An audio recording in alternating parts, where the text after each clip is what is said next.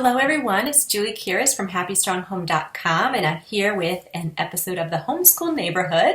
We are sharing all things homeschool to help each other succeed. Now today I want to talk about all the things overwhelm when it comes to picking curriculum and resources for your homeschool. Every March and April I start planning my homeschool year because I like to get a head start, and in May there's a lot of homeschool curriculum sales. And so I start thinking about my vision for the next school year for my kids and taking notes on the products I want to purchase for the upcoming school year. And then I make those purchases in May and June. But what ends up happening is you start September strong, but by October you start watching what everyone else is doing in their homeschools, and it looks really exciting, maybe more exciting than the things that you picked out. And so you can easily get distracted by shiny object syndrome and doubt yourself and doubt your own choices about what you have picked out for your kids in their curriculum. And also maybe some things have stopped working. And so you look around at all the things, and there's so many great resources out there for homeschoolers. It's easy to get overwhelmed. It's easy to get overwhelmed on the front end when you're making decisions for the school year, and then it's easy to get overwhelmed inside the year when you're using what you picked out, but you see other homeschoolers doing these other really cool things, and you're like, oh, I wish I had picked that one, or I didn't know about that one, right? So it's easy to get overwhelmed both on the front and back ends of this curriculum choosing.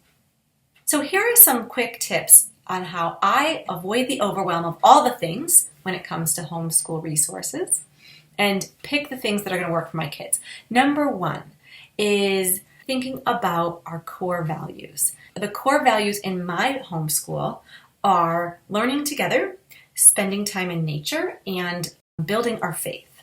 So when I look at a curriculum, I need to decide if it is doing some or all of those three things that are my core values. So for us, because we enjoy being outside and learning together, oftentimes an online or video curriculum just is never going to fit that bill, no matter how good it is. And don't get me wrong, there are fabulous curriculum choices across the range of styles, right? But for our family, if I choose a video or heavy online curriculum, then I know that by the middle of the year, we're going to all be disappointed because we weren't fulfilling those core values that we have said we base our home education on.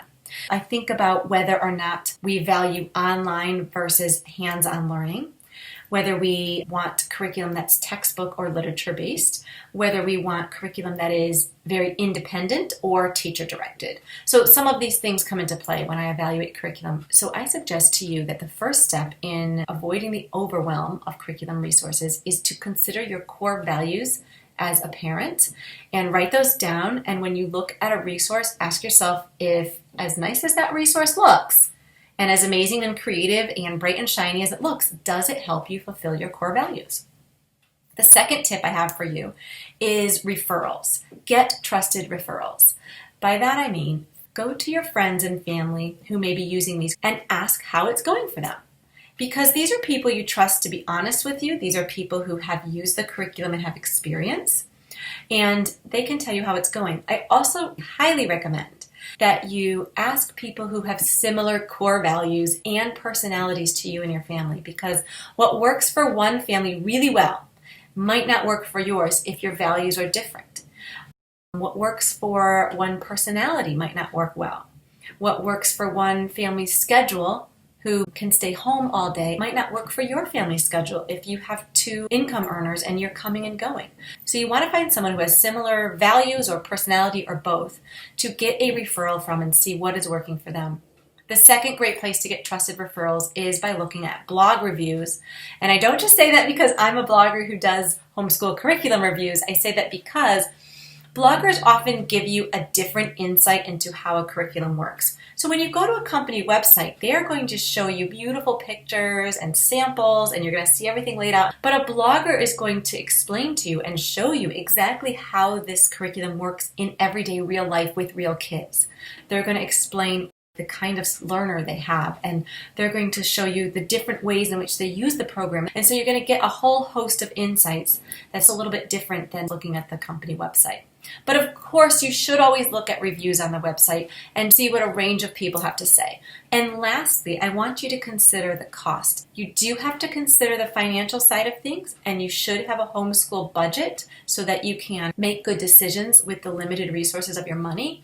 But when I say cost, I'm thinking both money and time. How much time is it going to take you to learn this curriculum and use it in your day-to-day homeschool classroom? I ask myself, can it be used by both of my children at the same time?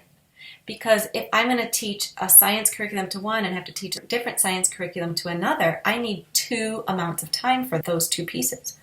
But if I can find a science curriculum that both my boys can learn together, which learning together is one of our core values, then I have saved myself both money and time because I don't have to buy two curriculums and I don't have to teach 2 hours of science. I teach 1 hour of science to both boys at once. Think about also whether a curriculum can cross multiple subjects.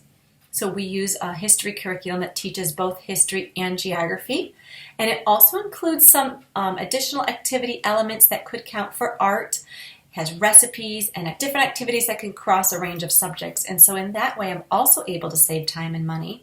It doesn't cover everything, but it covers a lot of ground that I can fill in the gaps with, so that's helpful. For some kids, you can't teach the same subject together, like math. Kids at different ages are at different levels, so I ask myself, can I use this material 2 years later with my younger son? Like our math books, I can use the math book and video 2 years later with my younger son, and so therefore I save money. And so those are the things that I use to help myself avoid the overwhelm of all the things, because there is a range of great products from free to very expensive, from hands-on to video, from live to in-person, from self-directed to parent-directed. There's so many wonderful things out there, but I use these 3 tips, core values, trusted referral, and cost analysis of time and money, to guide my choices when it comes to picking out curriculum for the next school year. So I hope that's helped you out. If you have any tips for how you avoid the overwhelm when you're seeing all the things that you could pick for your kids, you can leave it in the comments. And if you have a question about homeschool curriculum or homeschooling in general, you can leave it in the comments or email me. And then please subscribe to my channels to find out more tips for homeschooling. You can go to Facebook and Twitter. My username is @HappyStrongHome. And on Instagram and YouTube, it's @JulieKiris. And of course, you can read my blog, happystronghome.com, where you can get product reviews, tips, and other ideas and downloads and printables for your homeschool. So thank you so much for listening and have a great day.